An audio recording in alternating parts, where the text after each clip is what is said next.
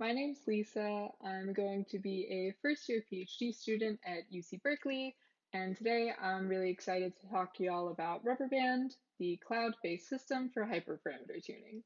So, cloud computing is huge, and machine learning developers have been moving a lot of their ML workflows onto the big cloud providers, and a lot of the operational costs of these machine learning companies are going to cloud compute. So the question is, because compute is so expensive on these providers, why are we still doing really computationally expensive procedures like hyperparameter tuning in the same way that we would in a data center environment where we have a fixed pool of resources and we frankly don't care as much whether we're underutilizing them?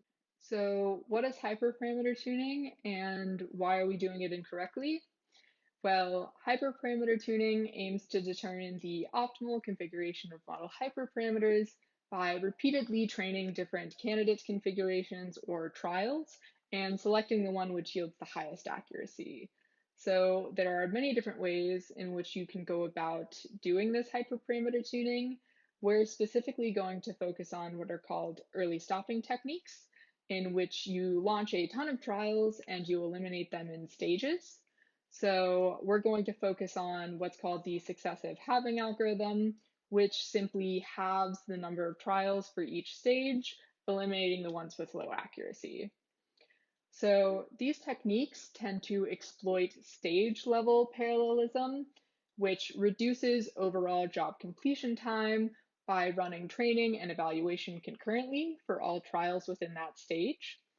However, these techniques thus far have only focused on exploiting parallelism over a fixed pool of compute resources. So why can this be a problem in the cloud setting? Well, when you're running this all on a fixed pool of resources, this can lead to a degradation in cluster resource utilization throughout the experiment as the numbers of trials decrease.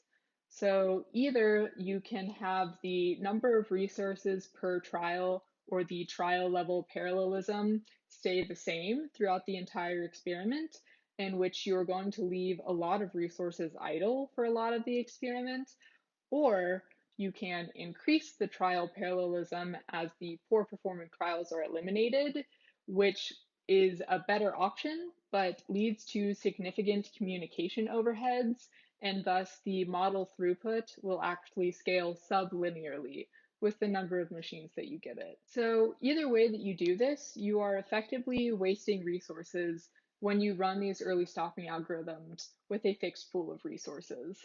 So this may not have been a problem in your traditional data center, but when you're running on the cloud, where say training BERT takes $7,000, this can quickly lead to wasting so much money. The most cost-effective solution here would be to simply run each trial with one resource for the entire duration of your experiment, deprovisioning instances as they are no longer needed. So while this is quite cost effective, it is not time effective, as most times your duration of your experiment will be quite long. So many machine learning developers are willing to sort of trade off the efficiency that comes from not scaling your model in order to get a shorter job completion time, which is where this problem gets so interesting. So what we're trying to solve is, given a time constraint, how can we minimize the execution cost of a hyperparameter tuning job? So to address this problem, we can break it down into three key challenges that we need to look at. The first is how to accurately model the job completion time and cost of a given allocation plan. The second is how to navigate the large search space of possible allocation plans to find one that finishes on time and is also low cost.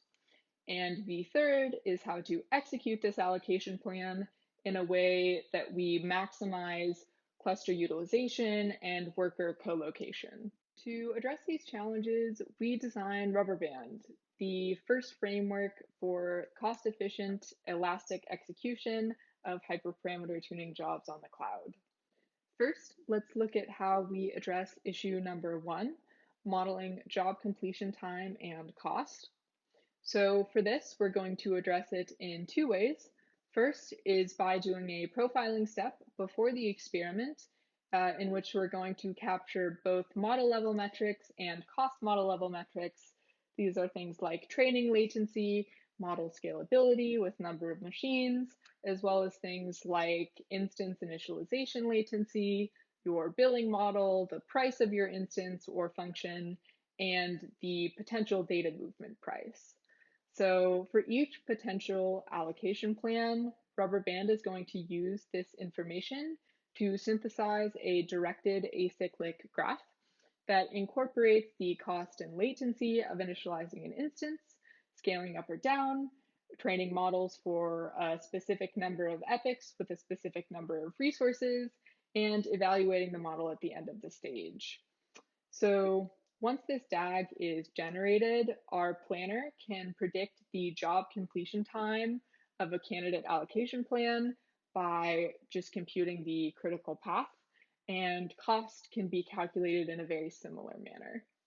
So now that we have a way of simulating the job completion time and cost of a given allocation plan, we can work on issue 2, finding a low-cost allocation plan that finishes on time.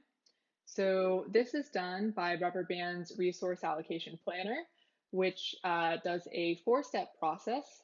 The first step is generating a new set of candidates from our current best allocation plan. The second is to predict each of their job completion times and costs using RubberBand Simulator. The third is to greedily select the new best candidate based on maximizing what we call the cost marginal benefit, which is the reduction in cost normalized by the increase in runtime. And then the fourth step is we're going to iterate on this with the new best candidate until we reach a plan that is no longer feasible. Now that we have both our simulator and our low-cost allocation plan, we can move on to issue 3, how to effectively execute this allocation plan in a way that optimizes for worker co-location and maximizes cluster utilization. So this is done by RubberBand's executor, which is comprised of a scheduler, a cluster manager, and a placement controller. So at the end of a stage, or whenever a cluster needs to be changed or resources need to be reallocated, the scheduler will request the cluster manager to provision new nodes or to deprovision existing ones. And then to relocate workers, the placement controller will convert the resource quantity allocated to each trial into physical resource assignments for its workers. So what this placement controller is going to do is it's going to place parallel workers of a trial onto a single machine, or at least packed into a minimal set of nodes. Why do we want this? Well, by co-locating workers, the distributed training algorithm will avoid incurring any unnecessary network overhead. So here we've depicted the system architecture of RubberBand. It's built on top of Ray, which is a distributed computing platform. Pink arrows are going to represent invocations, while gray arrows are going to represent object dependencies. So like we talked about, the profiler and the simulator are going to be the ones which model job completion time and cost of a given allocation plan. This simulator is used by the planner, which generates candidate plans and finds the one that is low cost. And then this low cost allocation plan is fed into your executor, where your scheduler is going to schedule the trials, determine which ones get to continue. Your cluster manager is going to control the cluster, make sure it's the right size, and your placement controller is going to make sure that your trials are placed in a way which maximize worker co-location and cluster utilization. So now that we've gone through how RubberBand works, let's look at what everyone's interested in, the end-to-end results. So for these end-to-end results, let's first check to make sure that the simulation that we have described in RubberBand is able to accurately predict the job completion time and cost in a real-world setting. So the above graphs here show the simulated predictions of the job completion time in seconds and the cost in dollars when running a 20-minute experiment training ResNet 101 on CFAR10. And then the orange bars represent the real job completion time and cost when running this same workload on an AWS P3 8x large instance. So here we can see that the simulation is highly accurate to what we see in real time. So now that we know that the simulation is accurate, let's check what the actual cost savings are. So here we are running again on AWS P3 8x instances, and we're showing the difference between running on a static cluster and RubberBand on 3 different data sets with 3 different models. So first we have CFAR10 on ResNet 101, CFAR 100 on ResNet 152, and RTE, which is part of the GLUE dataset benchmark, which is for NLP, and this is on BERT. So we can see that RubberBand is able to reduce the cost by 20 to 53% in all of these instances. Well, that's all the time I have for right now, but if you would like to see some more experiments, specifically ablations on the effect of our placement policy or the effect of the different aspects of your profiling information, like your instance latency, your training latency, or anything like that, please come check out our paper. I'm happy to take any questions, and thank you so much.